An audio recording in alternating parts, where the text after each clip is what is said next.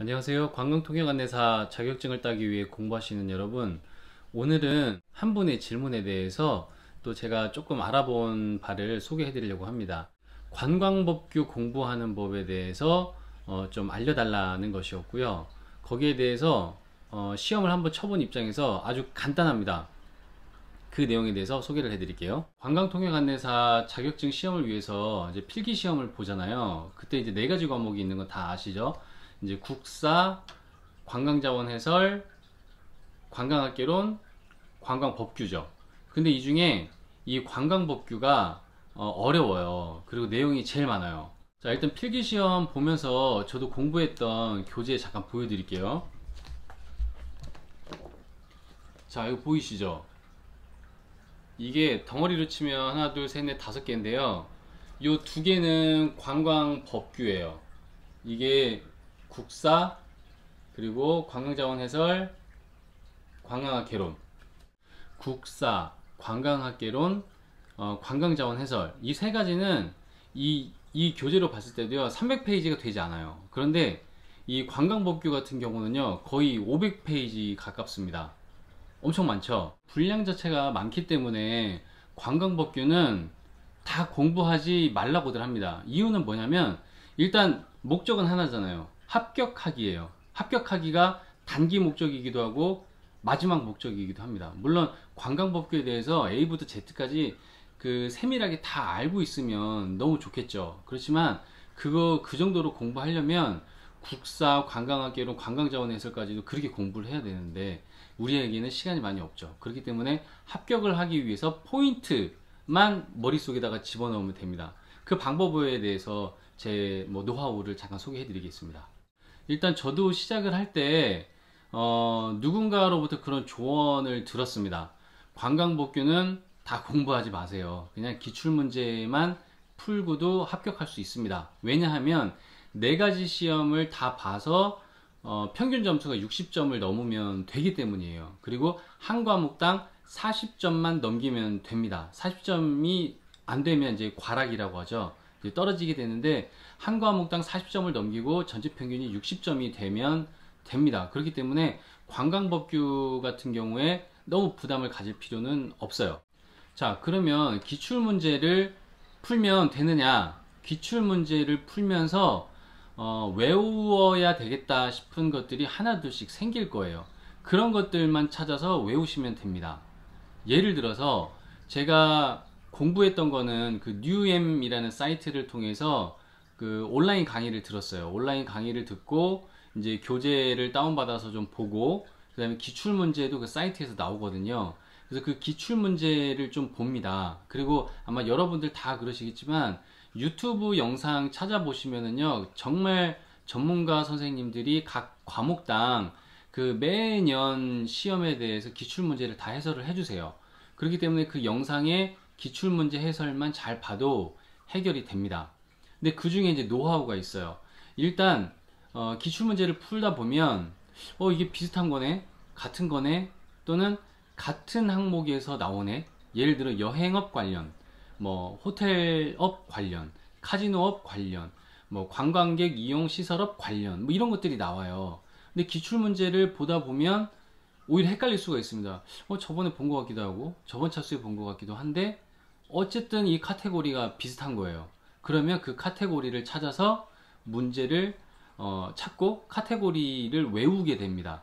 그것이 이제 반복이 되면 이제 딱 머릿속에 입력이 되는 거예요. 기출문제 나오는 것들은 항상 비슷하더라고요. 자, 그럼 그 예시를 간단하게만 드릴게요.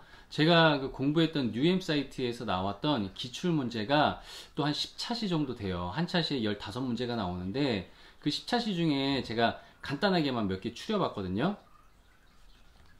자, 관광진흥법령상 관광객 이용 시설업에 속하지 않는 업종은 1번 자동차 야영장업, 2번 종합휴양업, 3번 관광식당업, 4번 관광유람선업. 이렇게 보면 답은 관광객 이용 시설업에는요, 전문휴양업, 종합휴양업, 야영장업, 관광유람선업, 관광공연장업, 외국인 관광 도시민박업이 있습니다. 그러면 이 네 가지 중에 관광식당업은 편의시설에 해당한다는 것을 알 수 있어요. 자, 이제 다음 문제요. 이제 차수가 다른 겁니다. 관광진흥법령상 카지노업을 영위하기 위하여 문화체육관광부 장관에게 제출하는 사업계획서에 포함되어야 하는 사항이 아닌 것은 1번 카지노 영업소 이용객 유치계획, 2번 법인 등 등기사항 증명서, 3번 장기수지 전망, 4번 인력수급 및 관리계획. 그렇게 나오죠. 이거는 답은 이제 2번이에요. 전자정보법에 따른 행정정보의 공동이용을 통하여 법인 등 등기사항 증명서를 확인하여야 한다. 뭐 이런 것들이 나오죠. 자, 그 다음에 또 이제 다른 문제예요. 관광진흥법령상 가족 호텔업의 등록 기준으로 옳은 것은 1번 욕실이나 샤워시설을 갖춘 객실이 20실 이상일 것, 2번 수상오염 방지를 위한 시설을 갖추고 있을 것, 3번 매점이나 간이매장이 있을 것, 4번 객실별 면적이 19제곱미터 이상일 것. 뭐 이런 식으로 나와요. 그러면 이런 것들을 하나씩 체크하다 보면은요, 자주 나오는 질문들이 있습니다. 그럼 그 자주 나오는 질문들을 보다 보면 외워지기는 하는데, 정확하게 외우려면 이 문제들이 나오는 이 카테고리가 있죠. 카테고리를 그 교재에서 쏙 뽑아가지고 그냥 머릿속에 넣는 거예요. 그래서 그 하나만 머릿속에 넣으면은요, 관련된 문제만 계속 나오기 때문에 나올 때마다 그냥 다 바로 풀리는 거죠. 저 같은 경우도 처음에는 기출 문제만 막 풀었어요. 근데 풀다 보니까 잠깐 며칠 지나면 까먹고, 며칠 지나면 까먹고, 이게 20제곱미터인지 30제곱미터인지 막 이런 게 헷갈리는 거예요. 그래서 계속 자주 나왔던 문제들을 찾아서 교재를 찾았습니다. 지금 제가 예시로 드린 문제는 세 문제인데요. 이게 각각 많이 달라 보이지만 무슨 업 이렇게 돼 있잖아요. 결국은 카테고리 안에 들어가는 거예요. 그래서 제가 교재에서 이제 좀 찾아봤죠. 그게 뭐냐면 관광산업의 구분이에요.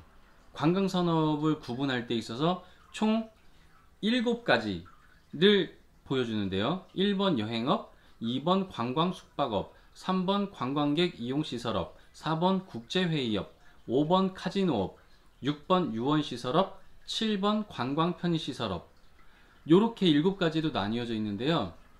그 각각 7개 업 안에 또 세부 구분으로 무슨 업 나뉘어져 있어요.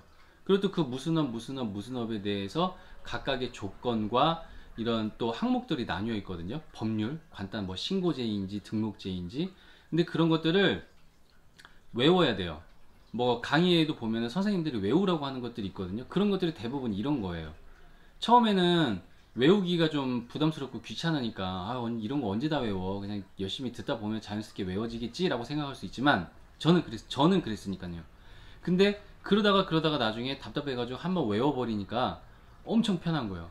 꼭 외워야 할 부분은 외운다 라고 생각하시면 될 것 같습니다. 그런데 공부하면서 조금 좋은 점 하나는 발견했어요. 뭐냐면 이 관광학개론에 나오는 내용들이 관광법규에 많이 나옵니다. 그래서 제가 조금 전에 보여드린 그 관광산업의 종류 7가지 있죠. 이게 관광 법률의 문제로 나오는데요. 제가 지금 따온 이 정보는요, 관광학개론에서 따왔어요. 그러니까 관광학개론에서 이론적으로 기본 이게 막 나오잖아요. 그게 관광법규에도 그대로 나옵니다. 그래서 어떻게 보면 관광법규 시험인데 관광학개론 시험 같은 느낌도 있어요. 그러니까 다시 얘기하면 중복되는 내용이 많다는 거죠. 그렇기 때문에 여기서도 시간 절약을 좀 할 수 있습니다. 그래서 일단 오늘의 결론은 관광법규는 기출문제만 풀면 된다. 기출문제를 뭐 한 5차시, 10차시까지는 봐야 되겠죠. 그 다음에 두 번째, 기출문제를 풀다가 자주 나오는 문제가 있으면 이론을 따내서 외워라. 딱 2가지예요. 그러면 그냥 끝입니다. 수고하십시오.